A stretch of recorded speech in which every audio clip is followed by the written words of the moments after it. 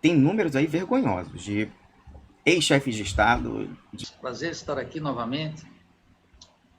Desde que se instaurou o vírus e a mídia começou a manufaturar a opinião pública em favor do coronavírus crise, ou a crise do coronavírus, nós da Revolução Brasileira não dissemos claramente, não tem nenhuma relação com o coronavírus. Temos uma crise capitalista, que já no Brasil é muito acentuada, mas no mundo já estava dando evidências desde o ano passado inteiro, e sob a qual o coronavírus incidiu. Mas é o hóspede e o hospedeiro. O hospedeiro é crise mundial. O coronavírus um dia irá embora, por uma vacina, pelas medidas sanitárias, etc., e vai permanecer entre nós durante muito tempo, enquanto não tiver uma vacina. É esse dado que fez com que o mundo, há mais ou menos uma semana, 10 dias, aqui no Brasil com antecedência, hein, porque os governadores começaram a discutir que haveria que voltar, porém, com inteligência, com cuidado, etc. Qual é o problema aqui? O problema aqui é que precisamente o número de mortes cresce agora. E essa é a vantagem de alguns países europeus que conseguiram baixar o número de mortes.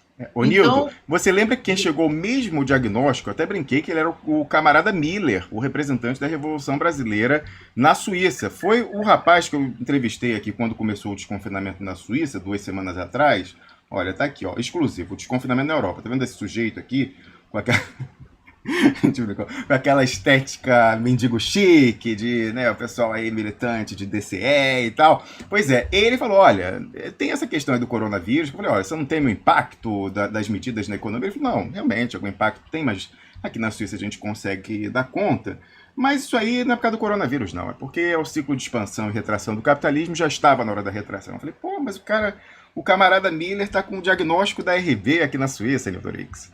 Sem dúvida. Então, veja, isso é uma crise cíclica do capitalismo que não pode se comparar com nenhuma crise anterior, porque a comparação ela é útil, mas ela é sempre limitada. É claro que vem pela literatura, todos nós observamos que essa só se compara, em alguns inclusive já estão começando a reconhecer que pode ser superior a 1929. Ixi. Mas que aquelas crises pequenas de 2001, 2008, 2009 se tornaram naturalmente insípidas, comparadas com a atual, para dar só um dado que o expressionauta pode constatar. Em 2008, 2009, o desemprego nos Estados Unidos chegou a 2 milhões e 600 mil trabalhadores.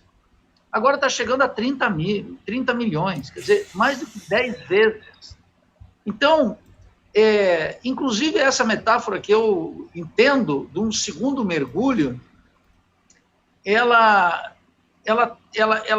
às vezes ela sugere que tem uma normalidade e volta. Não, é a própria crise se desenvolvendo, aos trancos e barrancos, uma crise que vai consumindo riqueza, que vai desvalorizando a força de trabalho, que vai concentrando e centralizando o capital e que vai tornando a disputa interimperialista entre as grandes potências mais acirrada, especialmente entre a China e os Estados Unidos.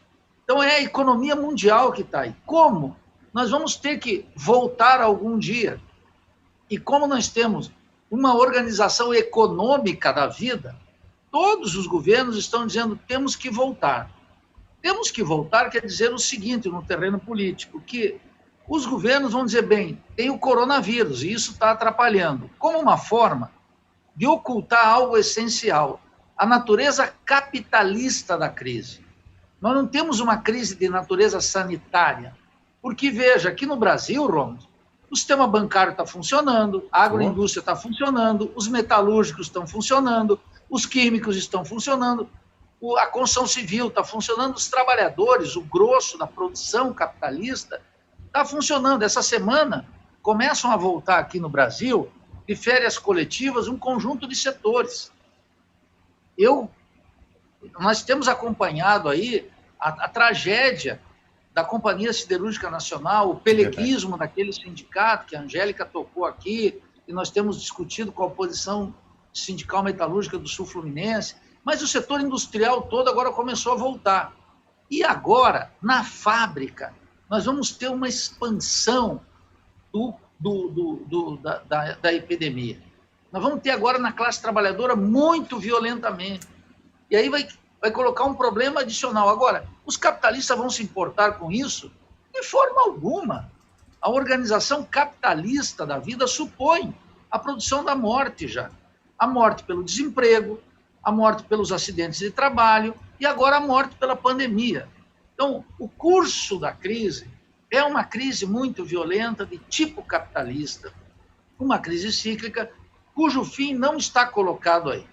Para a gente inserir nesse contexto o tema do endividamento estatal, vale a pena colocar aí, Romulo, duas coisas essenciais. Como você anunciou, eu vou tratar lá no final todos os temas. O tema da auditoria, o tema do gráfico de pizza, o tema da informação, tudo isso a gente vai tratar para aqueles que não querem atacar o rentismo e o caráter do capitalismo dependente e rentístico, aqueles que consideram que é possível dominar os banqueiros ou fazer um acordo com os banqueiros num jantar num sofisticado restaurante de São Paulo ou do Rio de Janeiro. Não é possível. Aquele que for jantar com o banqueiro será jantado antes de entrar. E é capaz de sair da janta com a árdua tarefa de pagar a conta, porque o banqueiro não é brincadeira.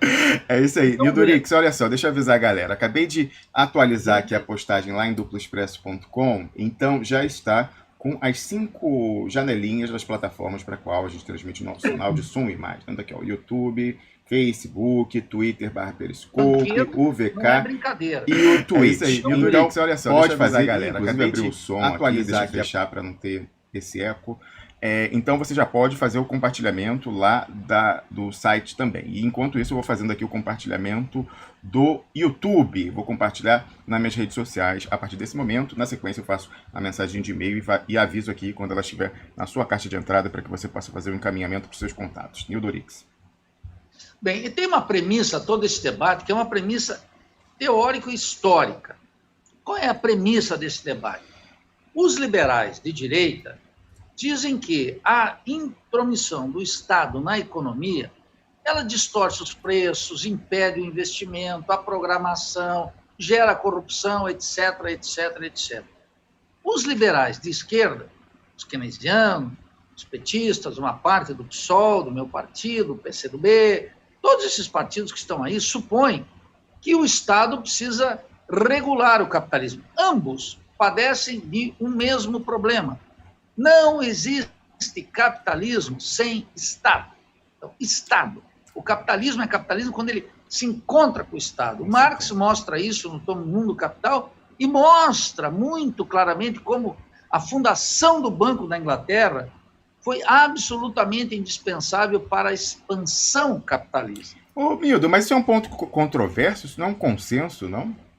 Não, os ultraliberais, o que eles dizem? Vamos tirar o Estado da economia. Esse bordão, tirar o Estado da economia... da economia. Supõe que o capitalismo se fez sem o Estado nacional, e sem o Estado inglês, e sem a expansão imperialista. Sim. É como se tivesse o capitalismo, de repente apareceu aqui no planeta Terra um monstro chamado Estado, que começou a subverter a racionalidade dos chamados agentes econômicos e das pessoas. Certo, não, porque eu pensava aqui, né, que um pressuposto para você ter a executabilidade, a previsibilidade nos negócios econômicos e nas transações, e até para reduzir o custo de transação, é você ter a executabilidade, enfim, enforceability. Então eu faço um contrato com o Nildorix, eu tenho que ter a certeza de que se o Nildorix não cumprir, não adimplir com as obrigações contratuais dele, eu vou conseguir obrigá-lo debaixo de vara, eu vou no judiciário, entendeu? Em vez de eu ter que contratar uma milícia privada para ir atrás do nível. Então, o Estado, para garantir a executabilidade dos contratos, pacta sunt servanda, os acordos serão observados, serão cumpridos lá, santidade dos contratos, sanctity of contracts, então isso tem que ter um elemento estatal, por isso que eu dizia, mas você fala na ordem econômica. Na ordem econômica geral, quer dizer, não existe capitalismo sem Estado. Aquele que quiser estudar isso, observe a formação do Estado Nacional na Inglaterra, com Cromwell, 1650, a Revolução, de 1640 a 1680, isso se definiu. E a Inglaterra desenvolveu o sistema capitalista e fez a Revolução Industrial Toda a historiografia econômica mais crítica mostra porque ele organizou o Estado, muito antes do que os franceses pudessem fazê-lo, e então ganhou a hegemonia no chamado Mediterrâneo, na Europa. Bem, essa derivação ela é muito importante. Para nós marxistas, isso está claro. Então, não se trata de uma oposição mais ou menos Estado, como querem os liberais, de direita, menos, e mais Estado, como querem os liberais de esquerda, os keynesianos. Para nós, assim, o Estado é constitutivo do desenvolvimento capitalista e o desenvolvimento capitalista é irrealizável, não funciona sem o Estado. Qual é o problema? Como isso aparece agora aqui, mais imediato? O debate econômico imediato entre nós se dava da seguinte forma. Os liberais de direita diziam até bem pouco tempo que a emissão de dinheiro, portanto, a contratação de dívidas, de qualquer forma, gerava inflação. E o que nós estamos vendo? Que nos últimos anos, e sobretudo depois de 2001, e mais acentuadamente, Roma, de 2008, 2009 para cá, a emissão de moeda foi trilionária, desde os Estados Unidos no mercado mundial. Verdade. E a economia não tem a menor ameaça de inflação. Ao contrário, nos últimos 10 anos, os economistas estão discutindo o quê? A possibilidade de uma deflação na economia mundial. Esse é o problema. Então, a tese dos ultraliberais bate contra a realidade eminente. O sujeito olha e diz, bom, nunca se emitiu tanto dinheiro aqui. E não tem inflação? Pois é. Então, aquela tese miserável de que a emissão implicava em inflação, ela está derrotada pelos fatos. Então, mas o André Lara Rezende já fez um adornamento, uma atualização do discurso, Nildo. 10 anos depois, né? 10 anos depois. Quer dizer, depois de ele ter levado uma surra, tá com as costas marcadas, como diz aqui no Sul, ter levado com o facão pelos dois lados. Né? E depois também de ter levado seus cavalos de corrida de avião para o Reino Unido. Bom, e depois de ter colocado uma quantidade de dólares lá fora. Quer dizer, esse pessoal, todo mundo vive dos dólares. Então, qual é o problema? Depois eles começam a fazer autocrítica porque a realidade é muito contundente. O sujeito não pode mais negar que se eu soltar essa caneta aqui, ela cai. E se soltar 2 vezes, ela continua caindo. Então, esse é o bordão de direita que caducou. De outro lado, os liberais de esquerda, Ramos, diziam o quê? Olha, nós caímos numa armadilha dos liberais de direita, os chamados neoliberais.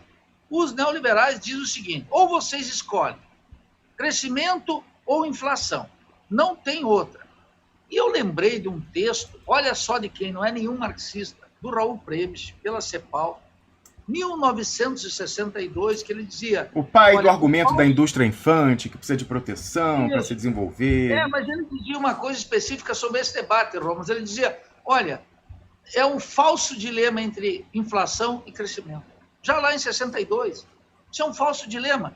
E nós estamos observando aqui, para desespero dos liberais de esquerda, a maioria no meu partido, no terreno da economia, isso no PCB, no PCdoB, no PT, no PDT, Ciro, todo mundo está nessa.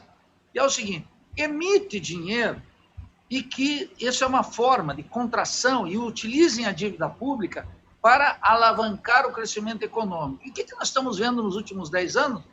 Que o endividamento cresce de maneira gigantesca e o crescimento econômico não aparece.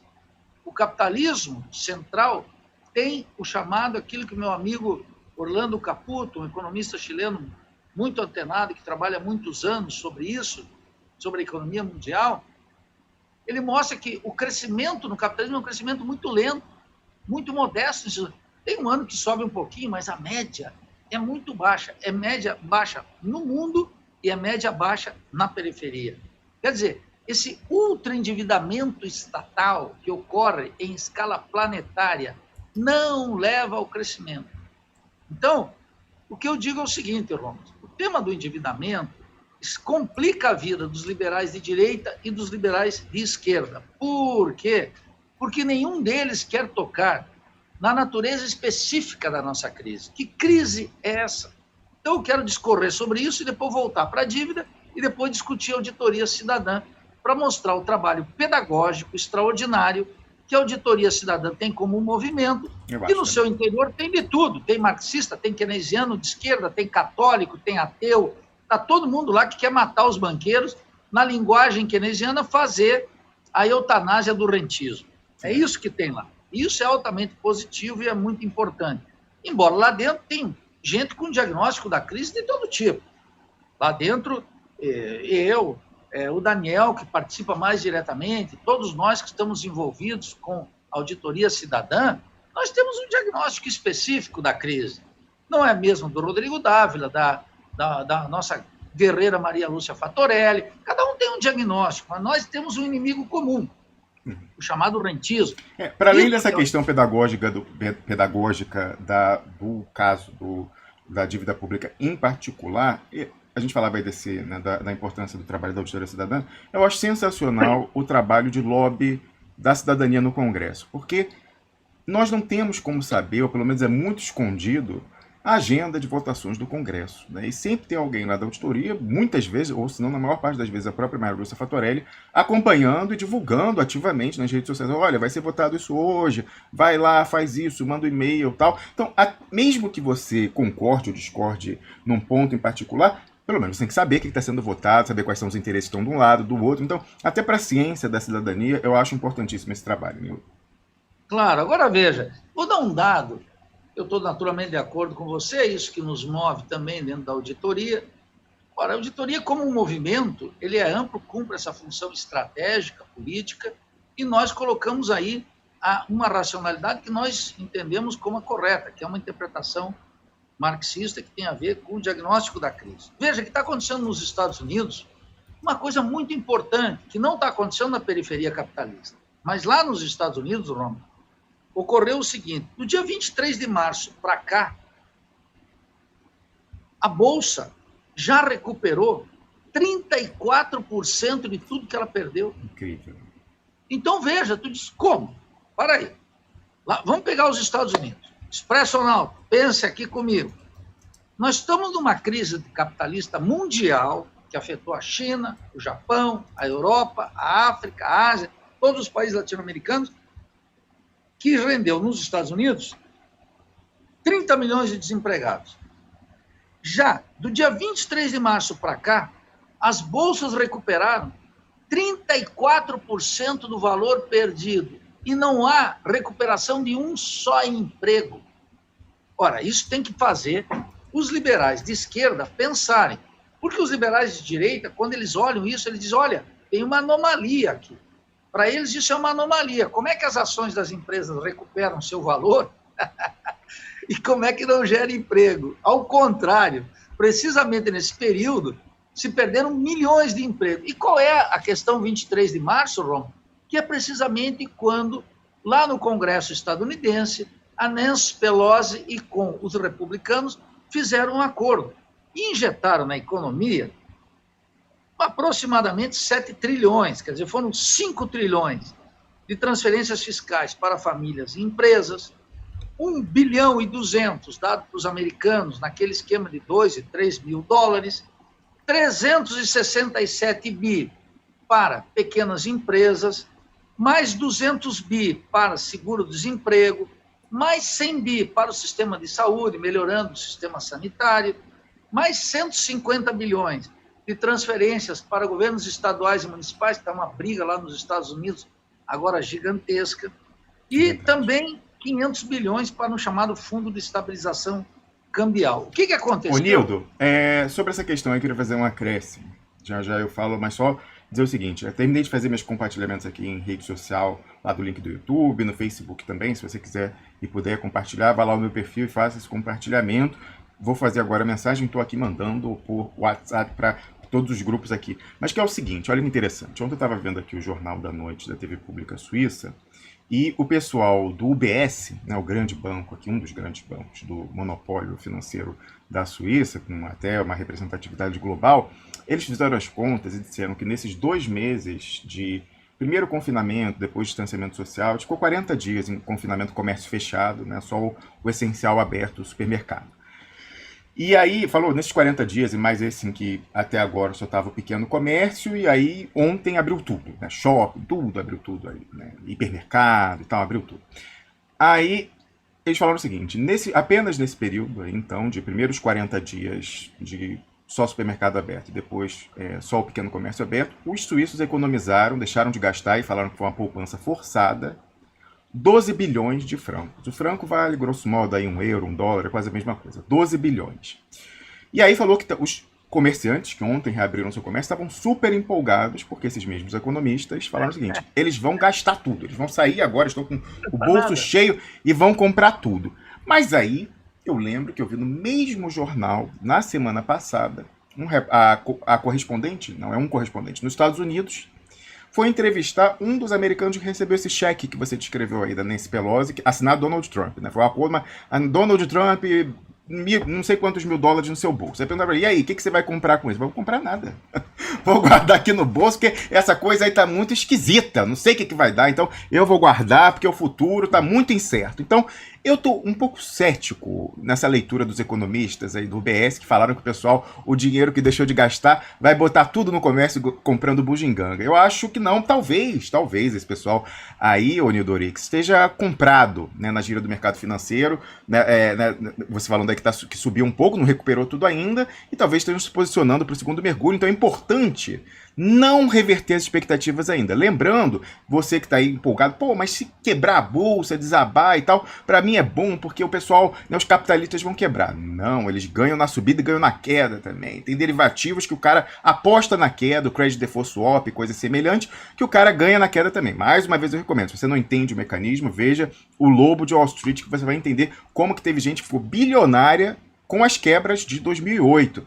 Então, eu tô achando que o pessoal está tentando segurar. Inclusive, a gente teve aqui o Paulo Gala na sexta-feira, que é um economista desenvolvimentista, mas que atua no mercado financeiro também, e ele falando, olha, a gente está aqui na dúvida, né, que é muito concreta, de como a gente se posiciona, se comprado, se vendido, na incerteza de que se o Brasil vai ter um segundo grande mergulho ou não. A decisão é muito concreta. E aí, quando eu vi essas coisas aí, o cara lá nos Estados Unidos falando que não vai gastar o cheque do Trump, o economista do BS, me parece que o BS está comprado ainda, Nildo. O cara falando, não, o pessoal agora vai ser uma euforia, que vai sair todo mundo torrando, gastando dinheiro.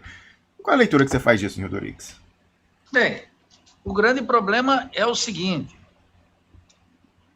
Nos países centrais, na Suíça, por exemplo, tem um conjunto de conquistas sociais de um Estado de um tipo particular que nós não temos na periferia capitalista. Então, o sujeito pode saber, por exemplo, em geral, nos países europeus, nos Estados Unidos é distinto, por isso que a crise é mais dramática nos Estados Unidos, porque, além de tudo, é o motor da economia mundial, é a locomotiva da economia mundial. Ele sabe que ele pode ter escola e saúde razoavelmente boa.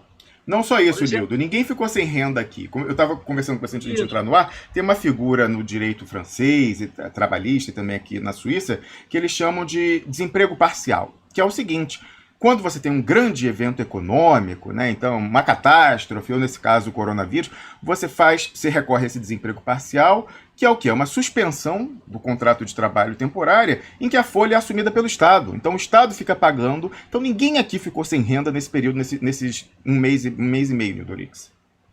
Esse é o problema. Então, veja.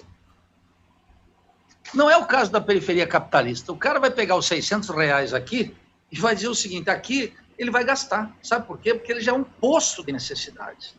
Ele já é carente de saúde, de educação, portanto, ele não tem remédio, ele não tem comida, ele não tem luz, ele não tem água, ele não tem esgoto, ele não tem nada. E, portanto, esse dinheiro, que aqui já é minúsculo, ele vai gastar imediatamente. Então, esses 40, 50, 60 milhões que vão receber, esses R$600, durante 3 meses, se chegar na ponta, tudo programado, etc., isso vai se consumir rapidamente. E tem um problema aí, então, que todo esse debate sobre a dívida não entra em algo muito concreto, Ramos, que é o tema da produção capitalista. Como é que está ali embaixo? Nós temos uma massa de dinheiro, uma massa de valor, digamos assim, que não encontra concretamente uma forma de valorização. Qual é o tema aqui? O tema aqui, para o Keynes, está mais complicado aí para os liberais de esquerda. Quer dizer, você está me lembrando aí, o Keynes supunha que tinha um desajuste entre poupança e investimento. E como é que regulava isso? Bom, pela taxa de juros.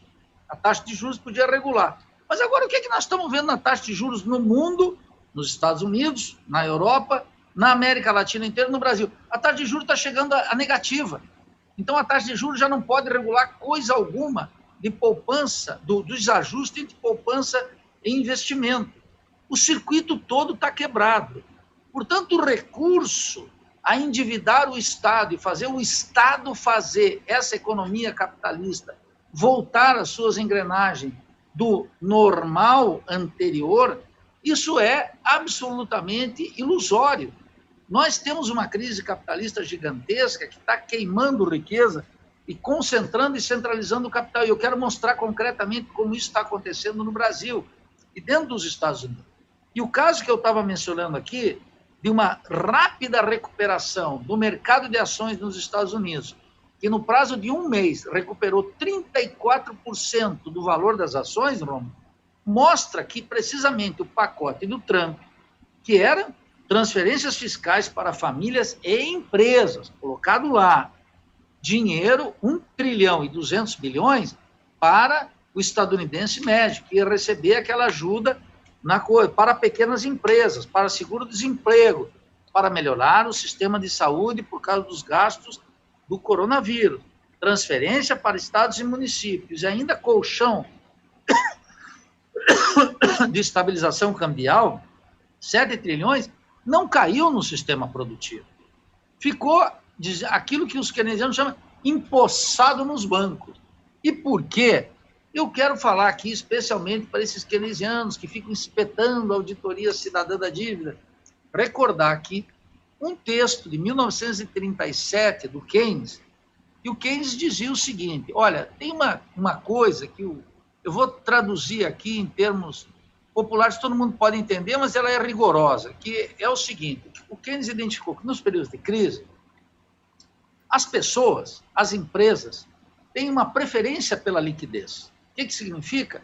Aquele suíço ali, ele não gasta, ele fica com a grana, e ele vai buscar uma forma daquela grana não ficar parada e crescer um pouquinho. Pode ser a poupança, pode ser que ele compre ações, dependendo do volume de recursos que ele tenha, ele invista em dívida pública, no tesouro direto, qualquer coisa, se o volume permitir. Todo mundo quer ir para a preferência da liquidez. Por quê? Porque o processo de valorização de empresas entra numa crise total. Uma grande maioria das empresas quebram. E o que nós estamos vendo no Brasil e no mundo é uma quebradeira geral de empresas. E o grosso dessa quebradeira nos Estados Unidos vai começar agora. E o grosso da quebradeira no Brasil também vai começar agora. Não deu ainda. Agora que as empresas voltam, que as grandes empresas saem, o BNDES está discutindo até um pacote de ajuda para as montadoras, Romulo. O BNDES, montadoras que têm suas matrizes, que deviam ir no mercado captar dinheiro, buscar empréstimo.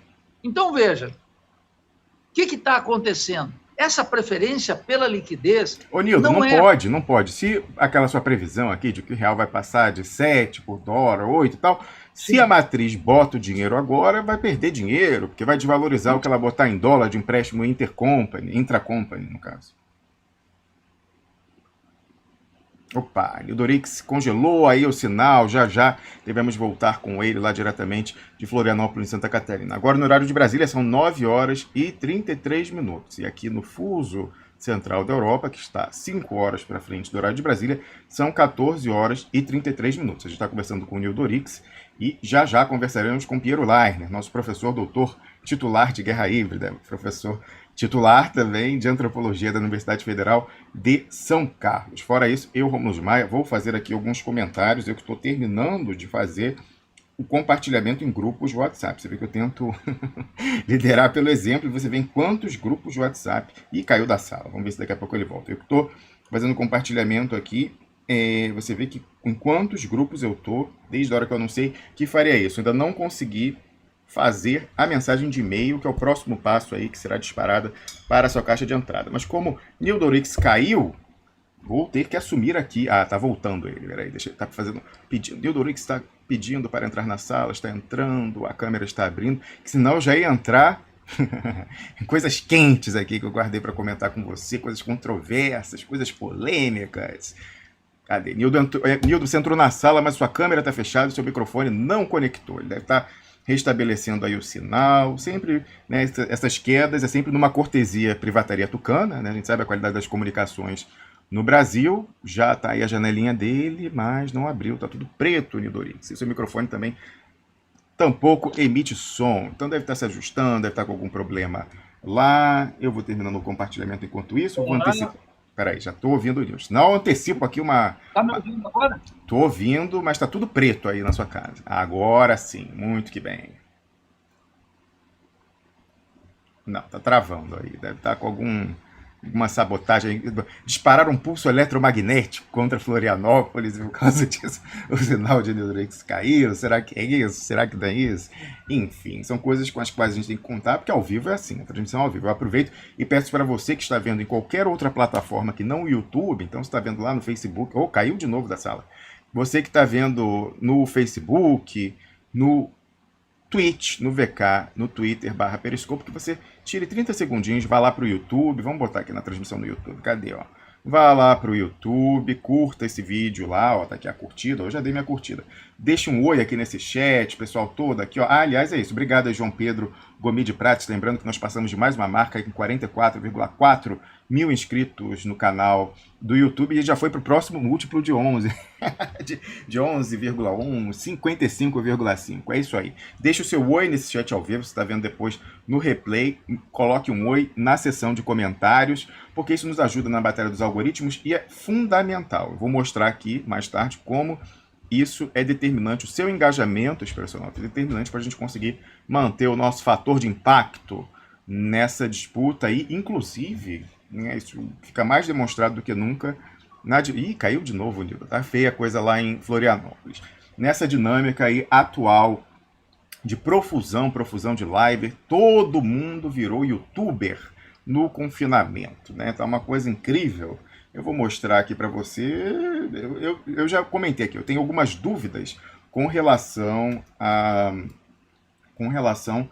à eficácia, à conveniência, à oportunidade desse tipo de exposição. Eu, sinceramente, não sei, assim, estou quebrando a cabeça, mas o que eu estou vendo é que isso não está funcionando. O que está colocado aí, o que as pessoas estão fazendo, né, de uma presença constante nas plataformas de... Peraí, agora o Nildo está voltando aqui, ele está tentando entrar com outro recurso, outra plataforma e outro hardware, que não o seu celular que estava dando problema. De repente está tentando com um laptop, não sei, já autorizei a entrada na sala.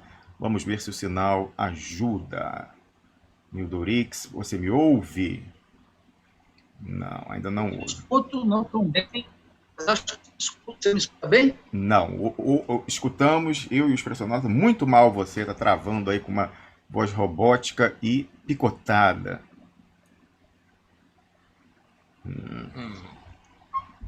Ixi, voltou. Fala aí, fala alguma coisa para ver se tá bom o sinal. Se o nosso tá bem, se o povo tá escutando. Tá horrível.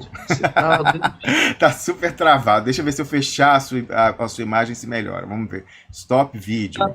Peraí. Ó, tá bem lento. Você vê que até eu mandei e ele tá lento para obedecer. Fala alguma coisa agora, Nildo.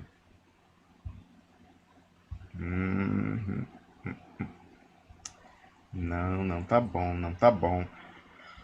Não tá bom. Eu não sei se Nildo está usando Wi-Fi, se tá usando... Ixi, caiu. Tá feia a coisa lá, hein? Olha, no Brasil Austral. Vamos lá, vamos ver se Nildo volta. Aguenta, paciência, gente, paciência. Como eu falei ainda ontem no nosso grupo, no Telegram, a corrida agora é de maratona, não é mais tiro. Então, aliás, de fazer aqui a propaganda ao nosso grupo lá, grupo de discussões. Tivemos uma discussão sobre essa questão ontem e um outro aspecto aí que mais tarde eu menciono aqui.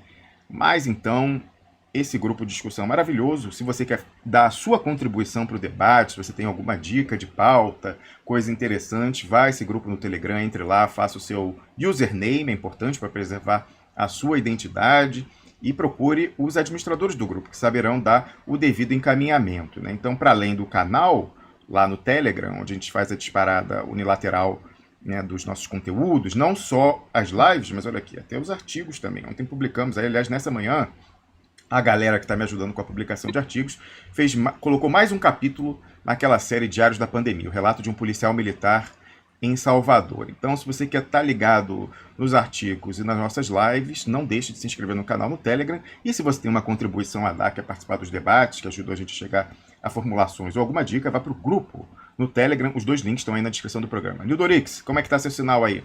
Ótimo, agora está tudo restaurado aqui. Muito bem. Agradecemos aí, in memoriam, a Fernanda Henrique Cardoso e sua obra nefasta para o Brasil nas comunicações. Então, eu não queria perder o fio da meada aqui com o Expressionauta, mostrar o seguinte, que essa gigantesca intervenção estatal, ela está, como os economistas dizem, o jornalismo, a manufatura, ela está empossando nos bancos. O que significa isso? E eu estava voltando aqui a um texto de alguém que os liberais de esquerda gostam, que são os keynesianos. Não é o meu time, mas eu vou dizer assim, o que o papa deles dizia. Porque eles estão sendo um mau cristão. O mau cristão é aquele que não segue a Bíblia. Então, veja, os keynesianos nossos, inclusive aqueles que são os críticos da auditoria, eles não entendem que tem que colocar a navalha aqui na jugular dos banqueiros. Isso só faz uma revolução social. Isso não se faz jantando. Qual é o nome daqueles restaurantes famosos de São Paulo? Fazano? Fazano. Não se faz no Fazano. O líder sindical, tem líder sindical que gosta de costear o alambrado e quer jantar lá. Tem dirigente partidário, deputado, senador, governador, que quer jantar no Fazano. Bom, então o que acontece? O Keynes, lá em 1937, 2 anos depois dele publicar a Teoria Geral de 35, ele escreveu o seguinte parágrafo, que eu vou ler aqui, ó. Se a preferência para a liquidez do público, separada daquela dos investidores empresariais, e dos bancos não mudarem, não tem saída. O que ele está dizendo? Que a preferência pela liquidez não é só daquele sujeito que tem 10 mil francos suíços que não quer gastar, que ele quer ver crescer. Por que ele quer ver crescer? Porque ele não vê nenhuma ação onde ele possa jogar isso, ele mesmo não pode abrir um negócio, ele tem que guardar aquele dinheirinho para o futuro que já é amanhã e que já é hoje, inclusive. Mas as empresas também estão nessas. Um conjunto de empresas, o capitalista, ele não é casado com produzir livro, produzir cadeira ou carro. Ele, se ele pudesse, ele saía desse mundo horroroso, preço da produção, a despeito de produzir mais-valia, lucro, etc., e iria ganhar, fazer dinheiro pelo dinheiro. O que ocorre é que muitos capitalistas não podem entrar nesse negócio e devem permanecer atados como a classe dominante desse vale de lágrimas. Eles têm que permanecer aqui produzindo. E os banqueiros são aqueles que mais querem a preferência pela liquidez. Então, os banqueiros não emprestam, ou emprestam para os governos, e passam a ganhar na dívida pública bilhões e bilhões, porque sabe que, em última instância, o governo vai garantir essa rentabilidade. Como? O governo vai garantir essa rentabilidade cortando gastos, fazendo uma política de austeridade sobre o povo, vendendo estatais, contraindo dívida internacional, aprofundando o sistema de dívida nacional. Então, veja, o que nós temos que separar aqui são 3 interpretações da crise. A primeira é a dos liberais de direita. Eles não querem essa intervenção, embora reconheçam que o endividamento não gera mais inflação, eles acham que é uma distorção dos preços. E uma distorção clara dos preços para eles é o fato de que, em menos de 30 dias, a Bolsa de Valores nos Estados Unidos, com essa gigantesca e trilionária emissão de dinheiro, de dívida em última instância, vamos chamar assim, recuperou o valor das ações, mas não recuperou a economia real. Os keynesianos, por outro lado, vejam, esses liberais de direita, eu quero dizer o seguinte, criticar a PEC 10 aqui, que é o coroamento desse assalto ao Estado, Roma, ela não é uma prerrogativa e um monopólio só da esquerda. Eu vi economista do INSPE, que é uma reunião de banksters, criticando esses aspectos, dizendo, olha, não, é que o pessoal acha que os liberais de direita, tem liberais de direita que está contra esse negócio de comprar títulos no mercado secundário. Isso não é só um privilégio nosso, da esquerda, porque nós estamos contra isso. Eu não só estou contra isso, eu estou contra a existência dos bancos, eu estou contra a existência da economia capitalista. Eu passaria na Vale em É todos na linha, eles. esse pessoal aí naquela linha de anos atrás ficou conhecido nos Estados Unidos do Tea Party, que era a ala mais radical dos republicanos, que era contra o aumento do endividamento do Estado, e aí você tinha uma aliança lá na crise de 2008 entre o pessoal mais à esquerda dos democratas, que era contra o resgate de Wall Street, e a ala mais direitista do Partido Republicano, que eram esses que falam, não, se especulou, deixa quebrar, porque é a destruição criativa e tal. Aí são essas alianças entre estranhos, Nidorix. Elas correm entre estranhos e a gente tem uma explicação para isso, que é o sistema capitalista, é o reino da produção, onde a gente tem que entrar para discutir essa totalidade, produção e circulação, produção de mercadoria e circulação de mercadoria. Então, os keynesianos de direita dizem, olha, isso aí geram distorções. Claro que eles estão intuindo algo. A imensa valorização de ações, não de todas, mas do grupo mais sofisticado de ações, no volume de 34%, significa que as empresas estão com uma saúde contábil, financeira, de balanços extraordinárias. E é por isso mesmo que as ações crescem. Por um lado, elas crescem também porque nem toda a economia entrou em ruína. Eu já mostrei aqui como tem empresas brasileiras, como a WEG, que tem alta valorização de 16%, 17% no último período. E como tem ações que despencaram violentamente. Então, não é uma catástrofe para todo mundo. No meio desse pandemônio, no meio dessa crise gigantesca, há vencedores e há perdedores. Não é uma destruição total, não é uma quebra total da economia. Então, ambos, os liberais de direita, os liberais de esquerda, os keynesianos, aqueles que estão no meu partido, no PSOL, aqueles que descaradamente estão no PT, que fizeram com que o PT votasse na PEC 10, não é? Porque tinha lá uma migalhazinha. Eu lembrei, Romo, o veneno para rato é o fubarim. Então, coloca ali no meio um prato de fubarim e coloca o melzinho do lado para a defesa do pobre. Como esse pessoal é chegado numa simulação de salvar o povo, salvando o pobre, eles não entendem que aquele miolo vai matar 8 vezes mais do que supostamente as bordas salvam, que são os R$600, que é uma vergonha. Então, o keynesianismo de esquerda no Brasil fica clamando por investimento, acha que a ajuda tinha que ser R$2.000 ou R$3.000, inclusive o salário mínimo do Diese. Só que isso é irrealizável. Por quê? Porque as pessoas individualmente, as empresas em particular, e sobretudo os bancos, Rômulo, não acreditam mais no processo de valorização do valor no terreno da economia, do setor produtivo, e se refugiam na liquidez. Um keynesiano consequente, vou ditar aqui a Bíblia para essa gente, tinha que começar a fazer, como, por exemplo, faz o Paul Davidson ou o Minsky. Teria que discutir o seguinte, nós vamos regular o sistema bancário. O que dizem os liberais de esquerda? Os liberais de esquerda dizem o seguinte, olha, nós precisamos aumentar a concorrência no sistema bancário brasileiro, que é o que os liberais de esquerda também dizem. Bom, e nós vamos chamar para cá quem? Bank of Boston, o Chase Manhattan, o JP Morgan. O JP Morgan está saindo da Europa. Como é que ele vai chegar aqui na periferia, cujo mercado é desse tamanho assim? Ele está indo para os Estados Unidos.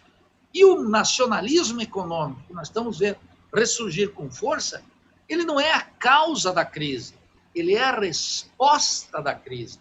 Cada país tenta derrotar o outro na produtividade do trabalho, lançando mão do nacionalismo. Por que o Trump emergiu com o nacionalismo? Porque um monte de empresa nos Estados Unidos não consegue competir com a produtividade chinesa, Claramente. ou com a produtividade coreana. O nacionalismo não é a origem da crise. O nacionalismo econômico é uma resposta à crise, Claro. porque no reino da produção, na concorrência capitalista, as empresas gringas não podem bater o celular que vem da China, o carro que vem da China, as autopeças que vêm da China, as matérias-primas que vêm da periferia.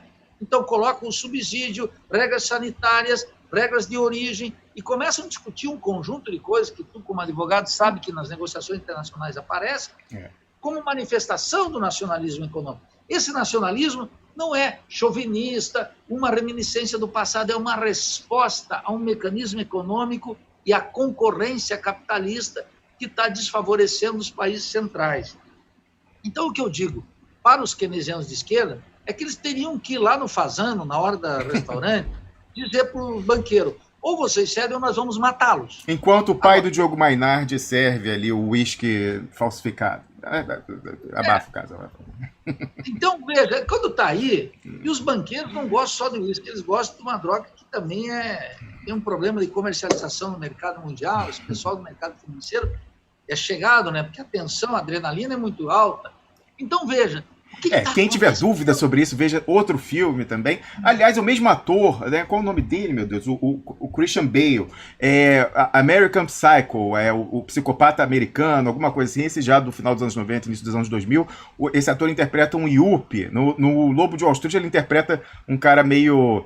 aquela esquizofrênico gênio, aquela coisa meio Asperger, que detecta ali que alguma coisa estava esquisita e junta uma ganguezinha para ganhar dinheiro na quebra de 2008. Mas 10 anos antes ele interpretava um Yuppie desses cheiradões, ficava operando na mesa loucão de cocaína. Olha só, então é isso aí, esse é o combustível, né? É uma combinação explosiva, eu entendo como é que é, mas enfim, o que eu quero mencionar aqui, Romulo, é que é o seguinte, nesse desastre todo, se não fizer a eutanásia do rentista, como recomendava os Keynes, um keynesiano consequente devia estar no movimento da auditoria cidadã da dívida. Porque, no fundo, a auditoria cidadã da dívida ela tem um dilema histórico também. Ou ela vai para a eutanásia do rentismo, ou ela vai tentar organizar o capitalismo. Mas ela vai ter que ir para a eutanásia do rentismo. Ela vai ter que ir para cortar a jugular dos banqueiros. Por isso que nós apoiamos de maneira absoluta, participamos do movimento, discutimos, ajudamos, e nós consideramos que a auditoria presta esse serviço inestimável de dizer o seguinte, essa gente é muito perigosa. Eu sei que tem gente que se ilude lá dentro da auditoria, que pode tornar esse capitalismo bonzinho, que pode tornar esse capitalismo extraordinário.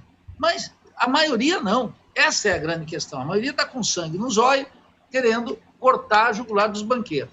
Muito bem. Isso é o cenário mundial. Então, nós temos um problema aí, que é um problema grave. Quebrou o circuito de valorização do capital. E o capital agora, esse circuito anterior, dado num determinado nível tecnológico, de concorrência, de taxa de lucro. E o que está acontecendo agora na economia mundial, que nem os keynesianos de direita e os de esquerda percebem, é que vai ocorrer uma queda da taxa de lucro mais acentuada nos próximos meses. É isso que informa o que você está falando aí de um segundo mergulho. O segundo mergulho ocorre por quê? Porque o sujeito o sujeito gosta de caça submarino? Não, é porque uma coisa muito concreta. Ele vai pescar garopa aqui na ilha de Florianópolis? Não. Esse segundo mergulho vai ocorrer porque a taxa de lucro está despencando e vai despencar dentro dos Estados Unidos, para além da valorização das ações. Vai despencar na Europa e vai despencar na periferia capitalista. Ô, Nildo, eu concordo com essa... Eu, se fosse apostar, não sou de aposta, de especulação, mas apostaria nisso também. Mas eu tenho um par de perguntas para você, que é o seguinte. A primeira delas é que você afirma que não vai ter como segurar, apesar desses pacotes trilionários da zona euro, do Banco Central do Japão, do Banco Central da Suíça, do Fed, imprimindo, inventando riqueza, não vai ter como em 2018 segurar as cotações. O pessoal que fala assim, mas o pessoal imprimiu dinheiro, esse pessoal aí que adotou a MMT via André Lara Rezende no Brasil, até algumas pessoas aí do seu partido. Eles esquecem que teve uma inflação. A inflação ou pelo menos um impedimento de uma queda, mas na verdade inflação, porque foi com essa impressão de dinheiro que a gente chegou aos recordes de todos os tempos na cotação de ativos financeiros, né? A Amazon passando de $1 trilhão em bolsa.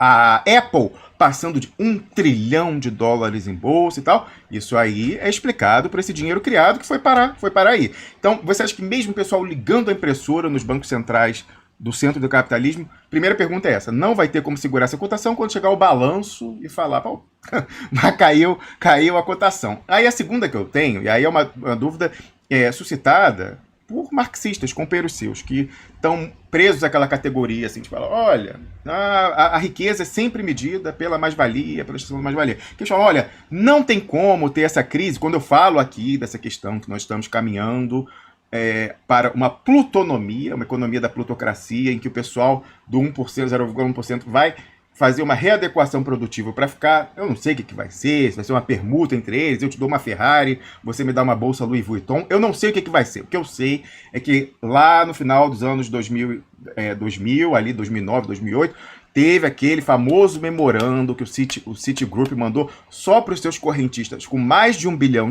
falando, olha, discretamente vai desovando essas ações aí que você tem do capitalismo de massas, que pobre compra, então Gillette, que pobre compra para fazer a barba, Coca-Cola, que o pobre bebe, não, vai mudando tudo para holding lá das marcas de luxo, LVMH, né, dona das de moda, Lamborghini, Ferrari e tal, porque isso aí não tem futuro. Capitalismo de massa, esse pessoal não vai ter emprego, não vai ter renda e não tem sustentabilidade. Então vai desovando enquanto está na alta e vai só para o mercado de luxo. Isso está onde que aparece esse memorando. Alguém aí traiu a classe, dos bilionários que recebeu, Lindo. Eu até desconfio que seja aquele herdeiro da Johnson & Johnson, que fez aquele documentário falando como que é o mundo desse pessoal, que é um bilionário com coração, o jovenzinho lá que fez. Depois eu mostro aqui o Born Rich, Nasci Rico, é o nome do documentário dele, sensacional, que ele vai nesses conversões, ele vai numa dessas conferências do banco só para o pessoal que tem mais de $1 bilhão, mostra como é que é. Aí tem entrevista da filha do Donald Trump, falando que ele conversa com os colegas dele que também nasceram ricos. Então tem a filha do Donald Trump, tem a neta do Warren Buffett, que inclusive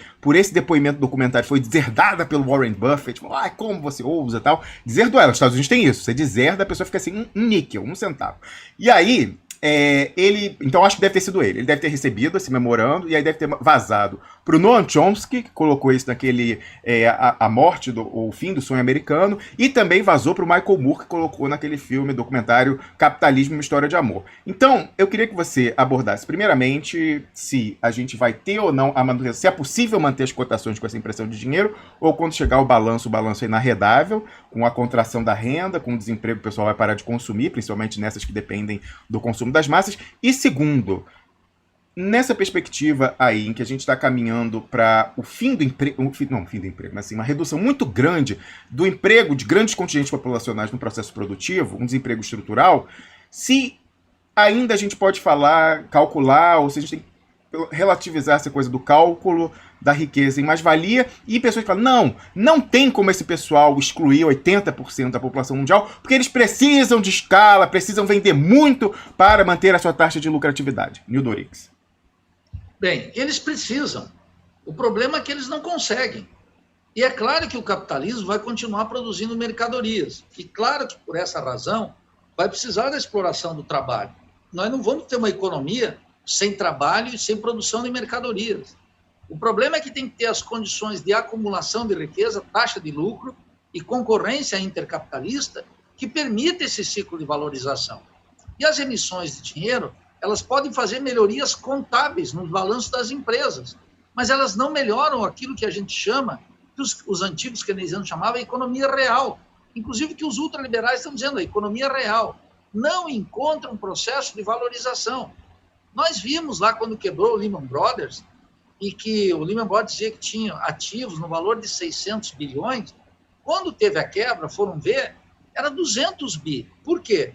Porque o balanço, Romos, aceita tudo, mas a vida real restaura uma verdade mínima, e era 1/3 do que estava nos balanços. Então, os balanços das empresas, que finalmente motivam o investimento na ação, na Bolsa de Valores, ele admite tudo. Só que tem a economia real, numa hora, ela se impõe. E o que está acontecendo? A taxa de lucro está caindo. A despeito do quê? E aí eu entro também numa questão que você coloca. A queda dos salários no mundo é uma queda vertiginosa, tanto nos países centrais, nos Estados Unidos, como na Europa, como na periferia capitalista. A superexploração, que aqui comanda o processo de acumulação há muito tempo, dispõe de uma massa nacional e mundial, um exército mundial do exército de reserva, que é uma coisa gigantesca, nunca antes vista. Quer dizer, o salário caiu. Nós vamos assistir também uma desvalorização de máquinas e equipamentos e uma alta renovação tecnológica. Generalizada, não, em alguns setores. Então, a periferia capitalista, como no centro, e essa divisão é muito importante, os liberais não fazem, começam a se insinuar, os liberais de direita, os keynesianos, os do meu partido, e o liberalismo de esquerda que está aí, ele não concebe a economia periférica com uma diferença específica em relação às economias centrais. E importam as fórmulas de lá sem observar como é que está ocorrendo aqui. Então, há uma queda dos salários gigantesca, que, por si só, recriou a possibilidade de um processo de acumulação de capital baseada numa redução drástica do salário. Mas isso, Rômulo, não foi suficiente. E a queda do lucro está, de maneira geral, orientada para uma queda superior nos próximos meses. É isso que está acontecendo. Nós não, digamos assim, numa metáfora, não tocamos fundo ainda. Isso está por acontecer. Isso vai acontecer. Eu diria, isso está em curso. Por isso que as emissões e as tentativas de resgate de títulos podres e de passivo de empresas e de mudança da legislação, como é a PEC 10 aqui no Brasil, ela não consegue tocar no mecanismo de valorização. Mas nem tudo está parado. Eu vou ler aqui uma notícia de jornal. E esse aqui é o caderno que eu leio no Valor. É o caderno Empresas. Eu não fico lendo o artiguinho de uns bocós que publico ali no primeiro caderno. Nessa empresa, eu vou dar um exemplo de como é que ocorre na periferia, como é que a acumulação de capital segue, inclusive no reino da produção, não nos níveis anteriores. Veja, a fabricante de caça Gripen, ela começou a fazer operações no Brasil, e ela está operando aqui em vendas importantes. O que ela fez?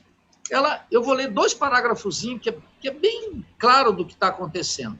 A gigante sueca Saab, escolhida para renovar a frota de caças de múltiplo emprego da Força Aérea Brasileira, com seus aviões Gripen NG, anuncia hoje sua primeira compra de uma empresa do Brasil.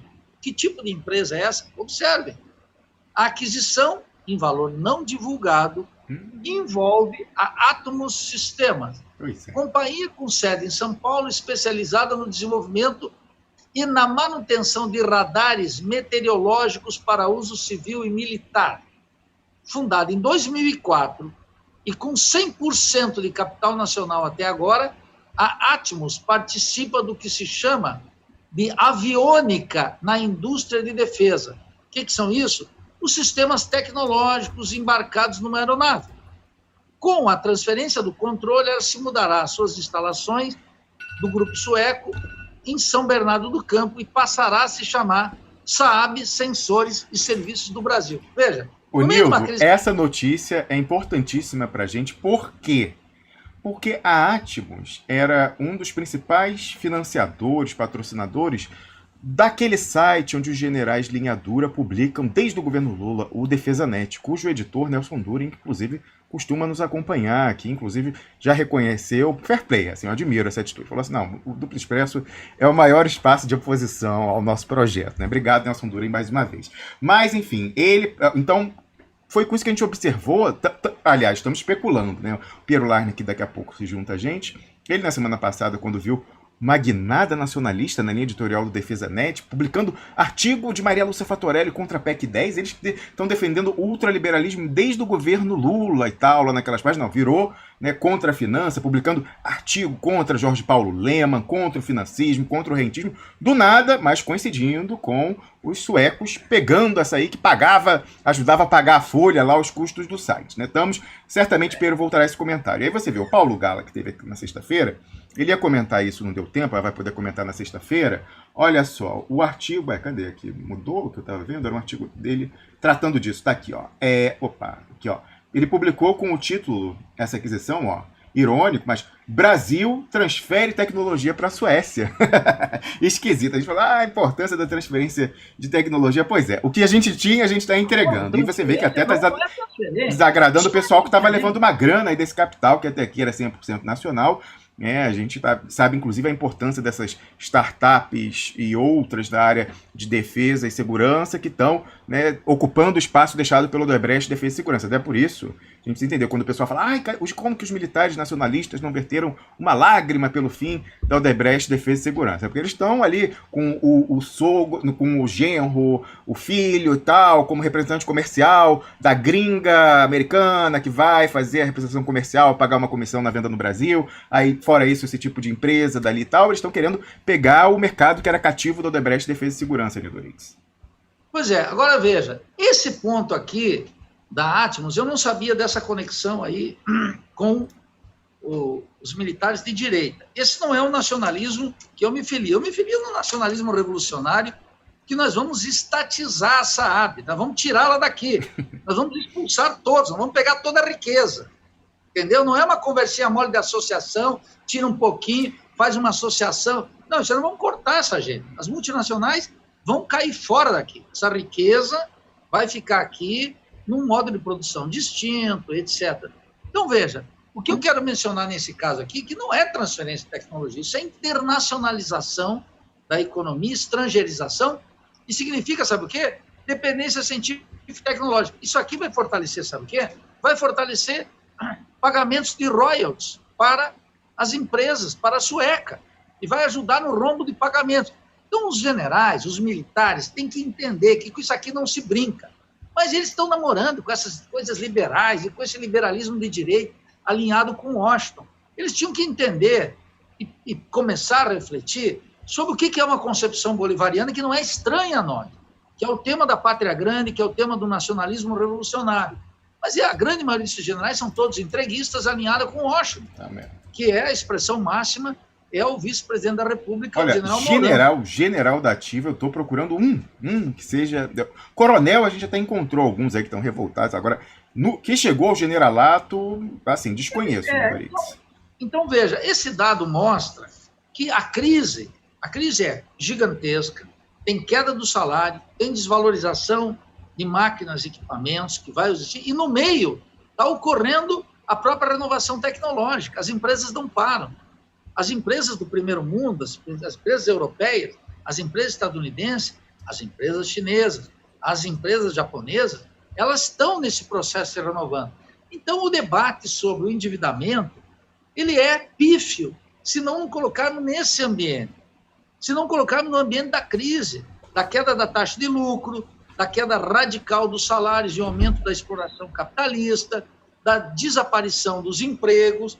E o que o mundo está nos dizendo, tanto nos Estados Unidos como em toda a América Latina, é que o gasto de dinheiro, a emissão de dívida, ela não resolve o problema. Deixou os liberais, o que aconteceu com o liberalismo de esquerda? O que aconteceu com os críticos da auditoria? Que quem está realizando aqui essa política de gasto e a emissão é um governo ultraliberal de banksters.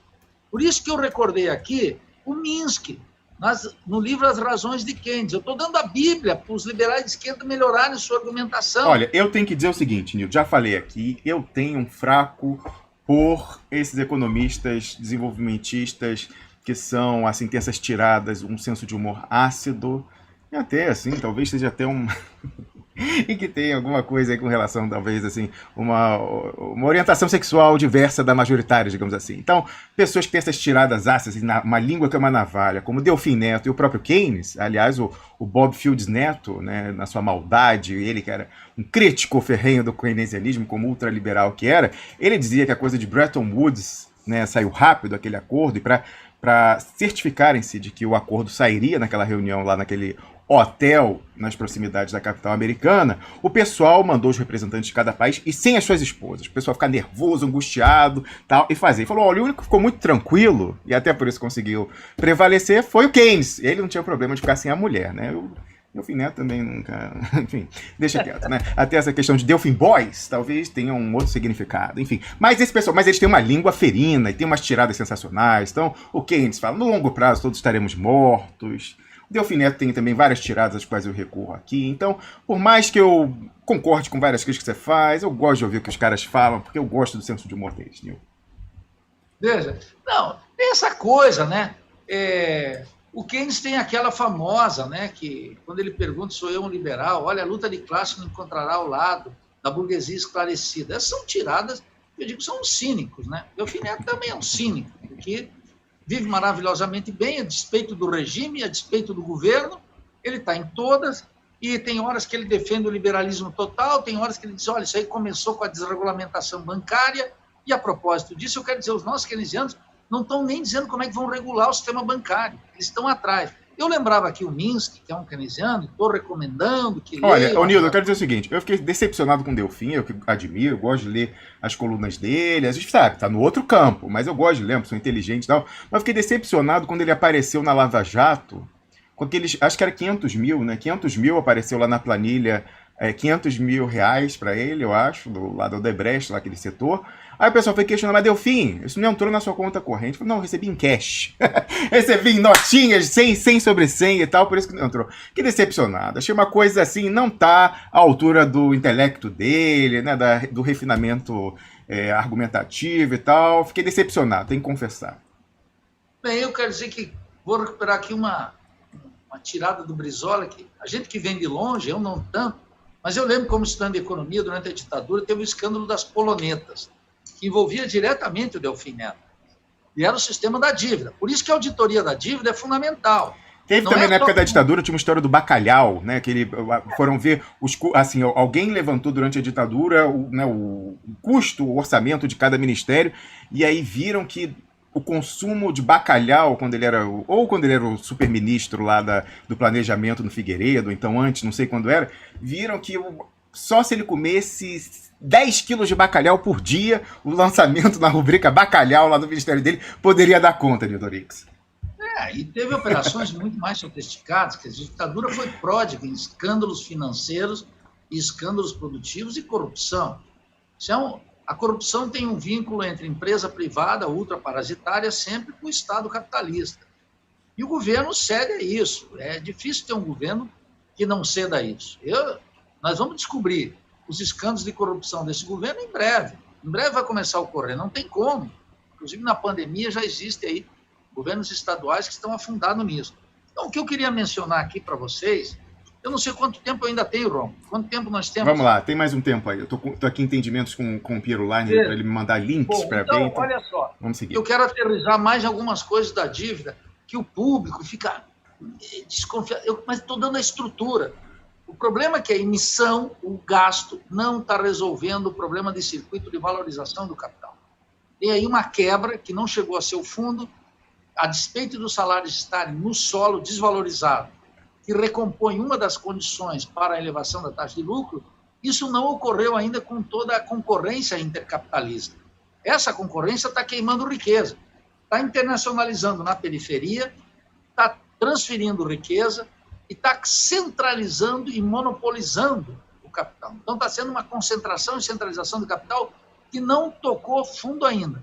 E toda essa ideia de emissão de dívida, o quantitativo easing, toda essa coisa que está em circulação, e o M1 e o M2, e como é que vai ser, ele não está tocando no problema. Pode até restaurar a situação contábil das empresas, pode até restaurar a Bolsa de Valores, como está ocorrendo nos Estados Unidos. Mas o grande desafio que essa gente tem que explicar é como é que restaura em um mês 34% do valor perdido das ações e o desemprego cai gigantescamente. O sujeito não pode dizer que isso é uma anomalia. Isso é o que ele tem que explicar. O desafio teórico, intelectual... Não, desemprego cai, não. O emprego cai. O emprego cai. O desemprego eleva-se de uma maneira absurda. Né? O maior desemprego... Nós vamos chegar em julho, já tenho repetido aqui, os economistas do FED estão dizendo isso, que nós vamos chegar em julho nos Estados Unidos com 31% de desemprego. Muito maior do que na crise de 29. Numa economia capitalista muito mais integrada, cujo motor da fábrica é a China, naturalmente, o setor manufatureiro dos Estados Unidos, que é muito importante. E tem uma coisa que ainda tem muito lastro para ocorrer, Romulo, é o fato de que de 2008 a 2019, nos últimos 10 anos, os títulos de dívidas dominados em dólares no mundo passaram de 30 trilhões para 60 trilhões. Como é que isso afeta a nossa periferia? Aí vem esse pessoal falar em soberania monetária aqui no Brasil. O que está acontecendo no Brasil? Eu disse, o real vai derreter e vai chegar a mais de 7,5. Lá em novembro, estava 4 ponto alguma coisa. E os arautos estavam 4,20. 18 de novembro, Romos, quero recordar aqui para o Expresso Nauta, a cotação do real em dólar era 4,20. Nós estamos em 5,73. É gigantesca. E vai crescer mais. Como é que o sujeito vem me falar aqui em soberania monetária, que eu sei que é diferente do nosso estatuto de El Salvador e do Equador, que é a economia dolarizada, mas a economia brasileira, o desenvolvimento capitalista aqui está dolarizado, sabe por quê?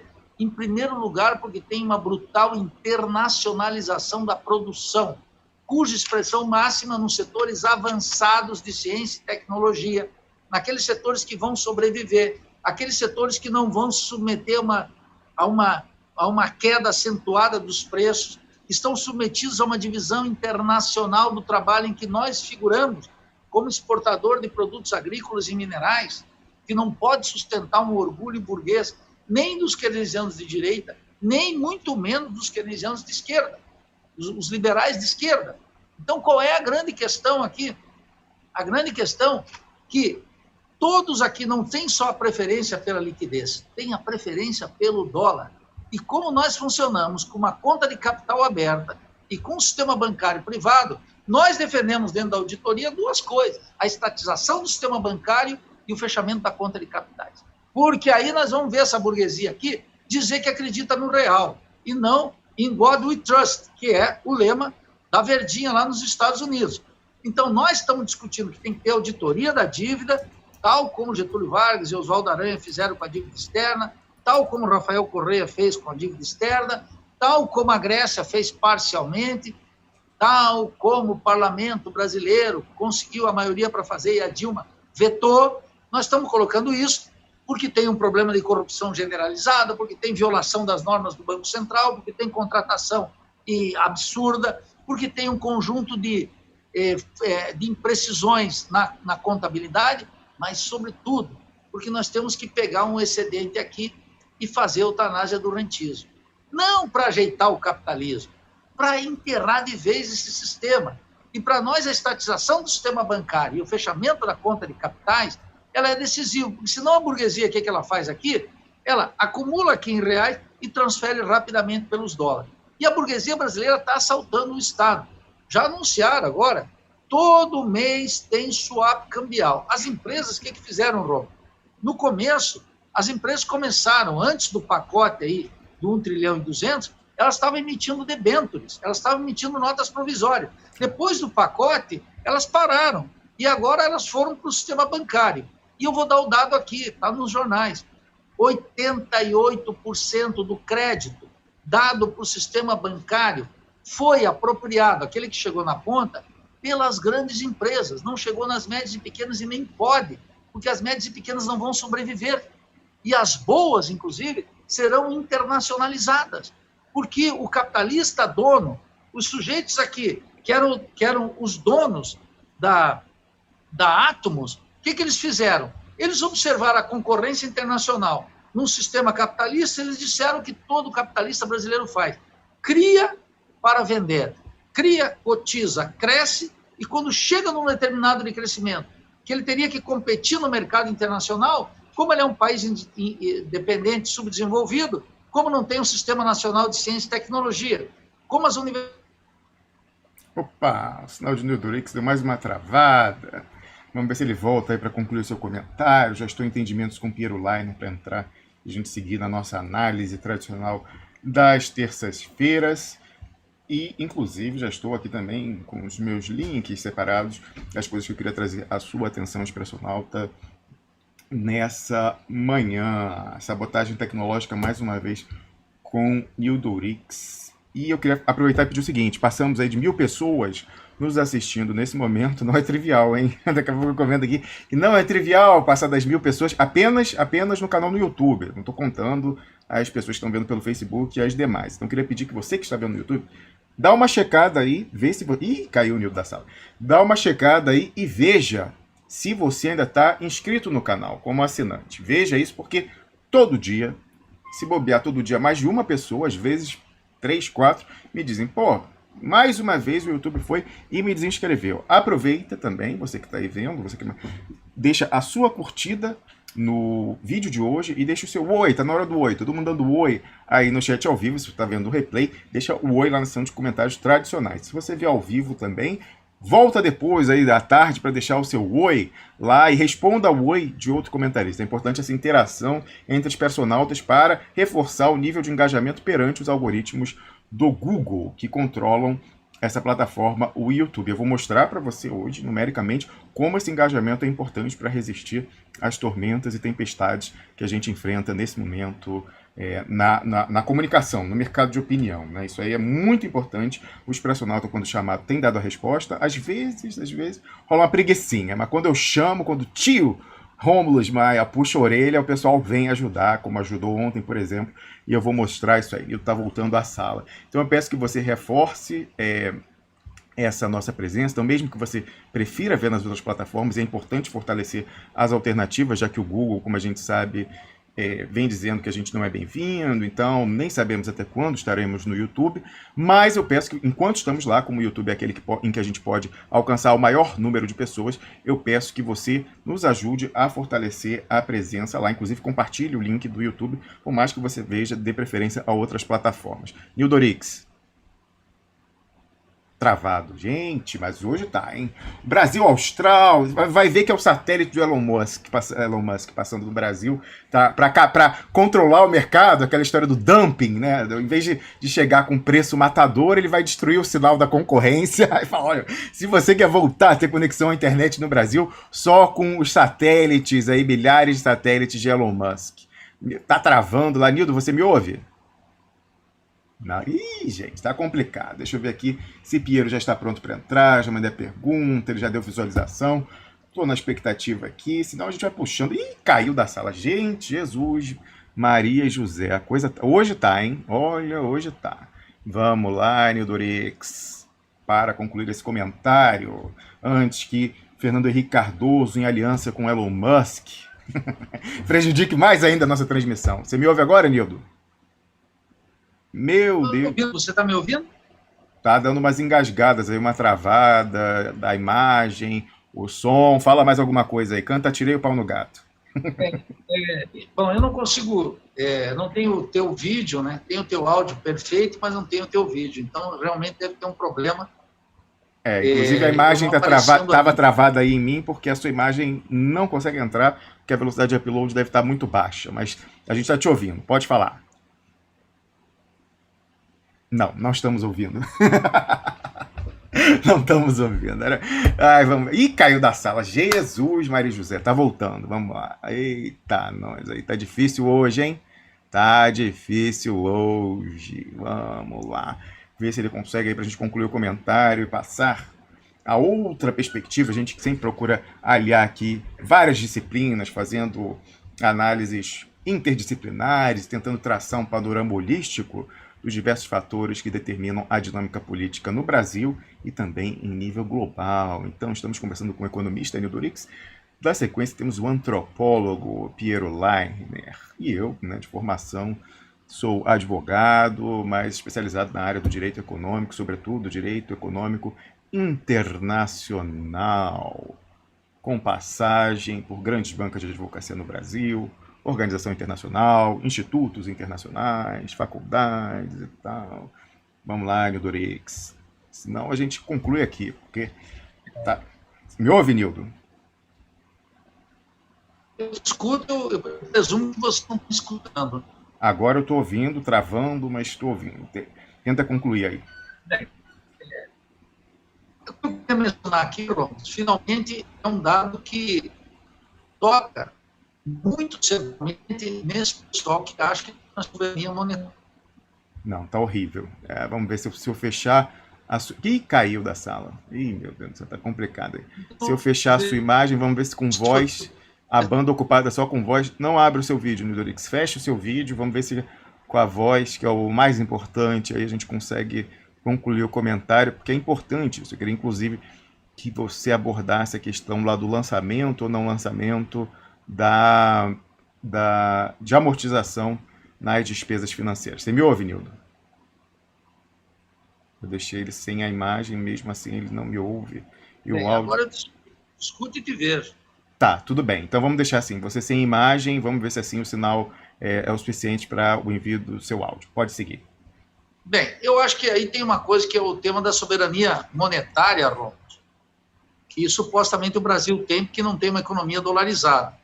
Mas aqueles que discutem isso têm que observar que agora essa verdade cai por terra. Por quê? Porque as taxas de juros se aproximam negativas em toda... Vixe, Maria, a hora tá difícil. Ai, meu Deus do céu, tá difícil. Olha, gente, apresentar programa ao vivo não é fácil não, hein? Deixa eu ver. Deixa eu ver, o Nildo aqui. O Piero mandou aqui. Vamos voltar. Tá, eu vou mandando o link pro Piero e se juntando a gente, enquanto o Nildo vai se restabelecendo aí para concluir o comentário dele, senão Agora ele volta. Peraí, agora. Tá, voltou. Você me ouve, Nildo Rix? Eu te escuto perfeitamente bem durante todo o tempo. Mas o seu áudio não estava vindo. Agora pode prosseguir, por favor. Bem, então, o que eu queria mencionar para aqueles que supõem que o Brasil tem soberania monetária e que, portanto, poderiam emitir dívida, inclusive nem contar com o dinheiro do Tesouro, as reservas, etc., mas simplesmente dar um sinal eletrônico e criar do nada a riqueza, tem que se defrontar com o fato de que os burgueses no Brasil, os latifundiários, os comerciantes, os industriais, sobretudo os banqueiros, estão se refugiando no dólar. Uma parte com swaps bancários e outra botando o dinheiro para fora. Quer dizer, isso está deslizando o real e está fazendo o Brasil chegar, o país chegar numa quebra técnica, por exemplo, que implicaria em ser salvo pelo Fed, como chegaram 60 bilhões de dólares aqui, um pouco antes, cerca de um mês e meio, 2 meses atrás. O Fed emprestou 60 bi, 450 bi para a periferia capitalista, dos quais 60 bi para o Brasil e para o México. Então, veja, essa soberania não existe, porque tem uma fuga de capitais tremenda. E essa fuga, Romulo, está muito clara, quer dizer, os estrangeiros estão saindo da Bolsa de Valores desde 2016. Eu tenho os dados aqui. 16? Eu achava que tinha começado no início do ano passado. Mas não. Em 2016 foram 11 bilhões, 521. Em 2018, desculpa, 2018. Estou corrigindo aqui. Tá, tudo bem. É final de 2018. 11 bilhões, 521. 2019, 44, a soma conjunto. Em 2020, 69. E continua saindo todo mês. Então, você veja que a crise aqui já tocou nos estrangeiros saindo em 2018, não tem a ver com o coronavírus. E isso aqui contribui violentamente também para a queda do real.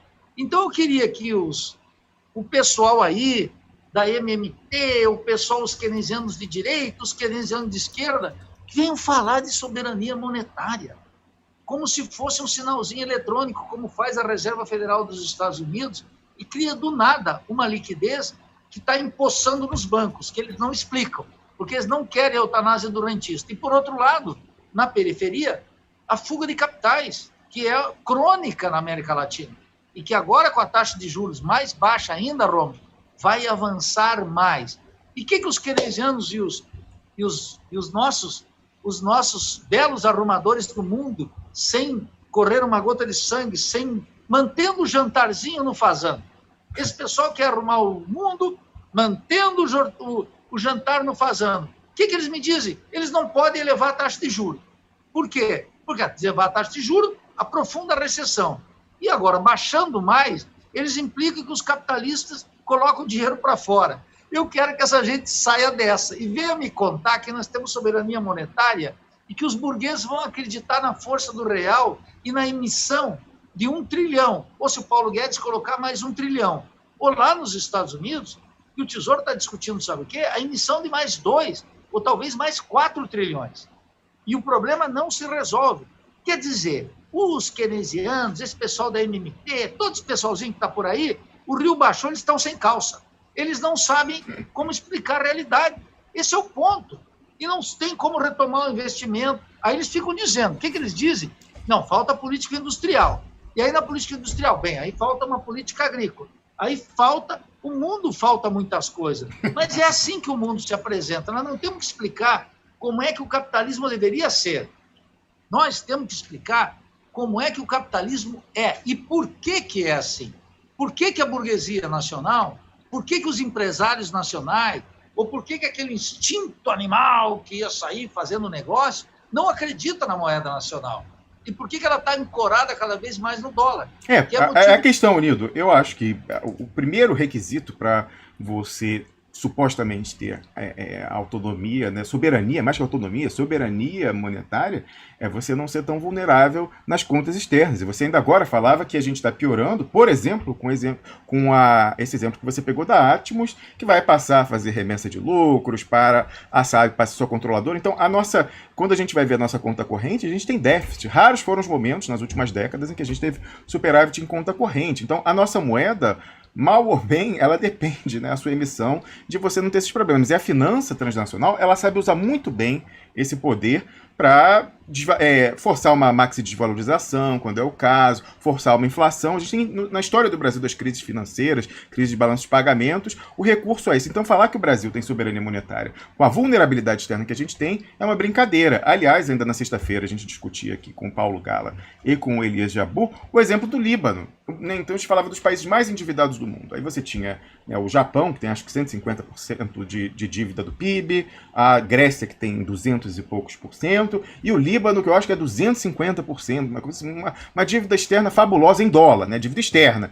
E aí, nessas últimas semanas, aí, a moeda do Líbano, esqueci o nome agora, mas desvalorizou para 1/10 em dólar do que ela valia o câmbio, né? E aí começou aquela, né, milícia pega bairro, dá tiro na outra e tal, aquele colapso, né, a falência do Estado, um Estado falido mais ainda do que é. E aí o Elias Jabbour, né, que inclusive deve conhecer o Líbano por uma questão até familiar, muito bem, ele falava, bom, mas o Líbano importa até agulha, não fabrica nada, lá o que tem é o cedro, né, o cedro que está na bandeira, no mais não tem, cedro deserto talvez, enfim, humus, né, humus, aquela pasta de grão de bico, deve ter para exportar, mas no mais não tem. E aí o Brasil, em alguma medida, Nildo, até penso, o Brasil é um daqueles poucos países do mundo que, se fechasse a fronteira, teria autossuficiência, que se plantando tudo dá, né? Como já se registrava lá na nossa certidão de nascimento, lá do Pero Vaz de Caminha.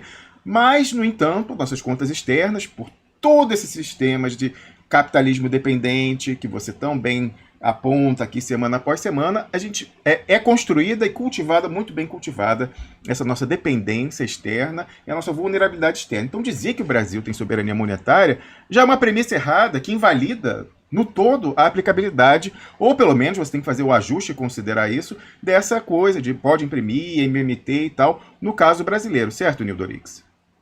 Débora, exatamente, você está colocando um ponto e me permite avançar num outro tema, né, nessa mesma direção. É que é o seguinte, esse debate sobre soberania monetária pretende ocultar ideologicamente o fato de que as economias periféricas, por serem periféricas, funcionam como exportadora líquida de capitais. Isso não é preciso ser marxista. A Comissão Econômica para a América Latina, chamamos assim, é a nossa escola keynesiana, adaptada aqui para as condições latino-americanas, ela mostra muito claramente, Romos, que o quê? Que os nossos países são exportadores líquidos de capitais. Então, por que o Brasil é, segundo os conservadores, dependente do capital externo? Sim, porque nós somos exportadores de capitais. E o balanço líquido é sempre favorável para o mundo. Isso é o quê? O funcionamento do sistema capitalista. Por isso que o meu guru Rui Mauro Marini tocava no tema da transferência de valor, sob múltiplas formas, sobre renda tecnológica, sobre intercâmbio desigual, sobre tudo isso. E, sobretudo, sobre exportação líquida de capitais. Aquele sujeito que fala em soberania monetária tem que enfrentar esse tema. Como é que vai fazer uma moeda soberana se tem um quinta coluna aqui que está rasgando essa moeda o tempo inteiro? Exceto se tiver um controle estatal completo sobre os capitais e o controle da conta de capitais. Mas eu não vejo essa gente que tem que fechar a conta de capitais. Eu não vejo essa gente dizendo que tem que estatizar o sistema bancário. O máximo que essa gente diz é que tem que aumentar a concorrência entre os bancos. Qual é o banco que virá para cá? O JP Morgan, o Bank of America, qual é o banco que virá para cá? Os 500 bancos estadunidenses, qual é o banco que virá para cá? Não tem banco aqui, porque não virão. Então, aqui nós temos um rentismo que não vai entregar os pontos, só uma revolução brasileira é que vai ajustar a conta com eles. E nós não estamos aqui para disciplinar a taxa de juros, fazer uma taxa de juros, como é que eles chamam? Civilizada. Nós estamos aqui para construir um Brasil socialista, porque, como você disse, nós temos forças produtivas suficientes para alimentar nosso povo e para fazer aqui aquilo que, em alguma medida, a China fez lá. E que os Estados Unidos, na sua época, a França, na sua das revoluções burguesas, também fizeram. O que falta aqui, portanto, é a Revolução Brasileira. Porque nós não estamos... Ixi, travou de novo. Agora nem o áudio está vindo de Nildo Orix. Bom, estamos já com o Piero Lainer na sala aí nos ouvindo. Vamos ver se o Nildo consegue voltar para concluir o raciocínio. Senão a gente parte para a próxima etapa aqui da nossa análise, enquanto eu dou aí uns 30 segundos para ver se o Nildo volta. Eu peço para você que está nos assistindo mais uma vez que curta esse vídeo, compartilhe. Voltou, Nildo?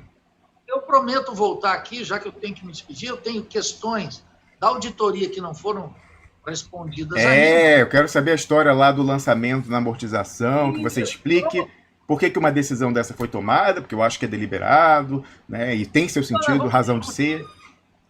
E vamos discutir até isso que mais incomoda os keynesianos nossos aqui, que é o gráfico de pizza. Até isso eu quero discutir no mínimo os detalhes. Mas eu coloquei aqui a ambientação e como nós, marxistas, entendemos a auditoria da dívida. E por que ela é estratégica para nós.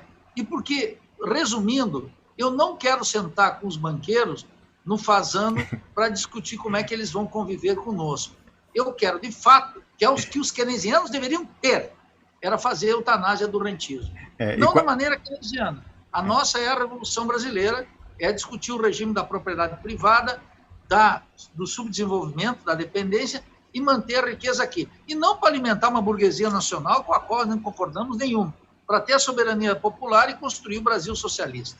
Então, Romo, na próxima terça eu retomo algo disso e encerramos esse capítulo. Uma lástima que nós tivemos esse problema de rede, mas eu já lancei aqui um conjunto de questões que me parecem fundamentais para ter uma interpretação marxista da crise e não fazer o cosmético. Definitivamente, eu não quero sentar no fazano com os do banqueiro. Ainda mais, Nildo Orix, porque nesse contexto aí de desvalorização cambial muito provável na frente, vai ver que eles vão regredir ao tempo da economia fechada. Quando surgiu o fazano, ele ficou famoso por causa do uísque. Mas o uísque era um negócio de contrabando, que vinha em galão e, sei lá, meio falsificado, botava na garrafa. Ainda mais agora, talvez o uísque volte a ser falsificado, contrabandeado, etc e tal. Então, até para não passar mal e ficar com dor de cabeça depois, olha aí, é o pai do Diogo Mainardi. Olha a acumulação primitiva de capital do Brasil. Falsificação de uísque, é isso aí. Nildo Orix, bom dia para você e até a terça-feira que vem. Até terça-feira, um abraço a você e os expressionautas. Conversamos aqui com o Nildo Orix, ele que é economista, preside o IELA, Instituto de Estudos Latino-Americanos da Universidade Federal de Santa Catarina, e a liderança em nível nacional da tendência Revolução Brasileira no PSOL.